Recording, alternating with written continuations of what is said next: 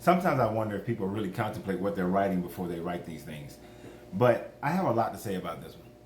So Adam said, God the creator of all, and God the creator of all, and have you not ever heard the expression, do as I say, not as I do? Okay. So this is in reference that God is the creator and we are supposed to do as he says and not as he does, because this God creates genocide, this God demeans women, this God kills little babies, this God does all these atrocious, immoral things. So we are to do as he says and not as he does. So we're not supposed to emulate this guy who we're supposed to be like and be from, created in the image thereof.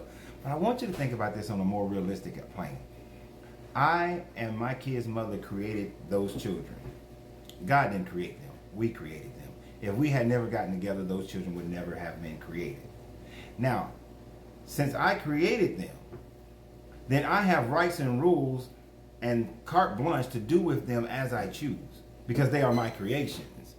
And if I'm going out smoking drugs and coming home and beating my children, then they are still supposed to not do drugs and be good little children, because do as I say, not as I do. I've always thought that that was piss poor ass parenting, when someone would tell me that they tell their children, do as I say, not as I do. You're a punk ass parent.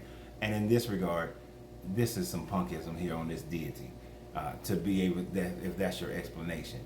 God, the creator of all things, has the right to do all these things because God created everything, not the other gods. They don't deserve worship and praise. They do nothing. So you're admitting that there are other gods, but yet you're saying these guys don't do anything. So if a Muslim person prays to Allah for healing and they are healed, that is not Allah doing that work, according to that person.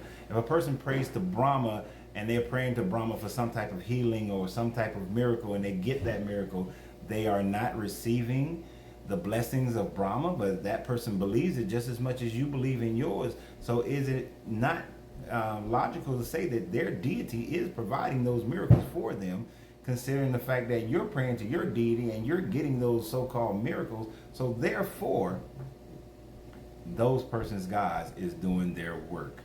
When people prayed for rain and they were worshiping Baal and they got rain, Baal is doing the work.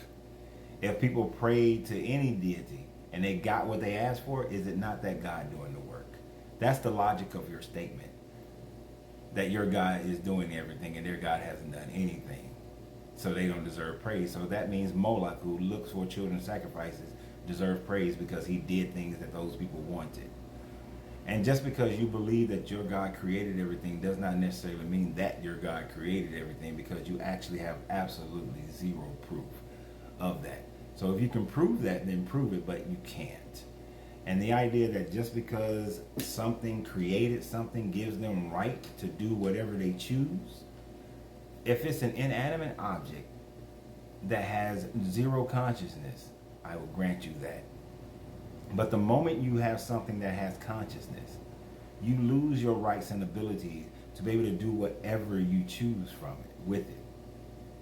A person who has a dog, even though they didn't create the dog, doesn't have the right to do whatever they desire to do with a dog or a cat. They still have certain humane things and ways that they have to treat that animal. Sending people to hell, condemning people to hell for all eternity for not believing in you when you so-called gave us free will. You don't have that right. Genociding the entire planet because you found them to be wicked, you do not have that right. Killing all the firstborn of Egypt in an effort to try to prove to your people that you are their God, you do not have that right. You are a narcissistic, genocidal maniac. And anyone who follows that kind of person has some severe Stockholm syndrome, and you have some severe issues. And yes, I called it a person because it got so many personal qualities like jealousy and envy and anger, and walks through the cool of the day and smells the sweet aroma of your animal sacrifices. Yes, your God is actually a person. But you go have a great day. And remember, you have to free yourself to be yourself, because your greatness is non-negotiable. Good journey, good vibrations.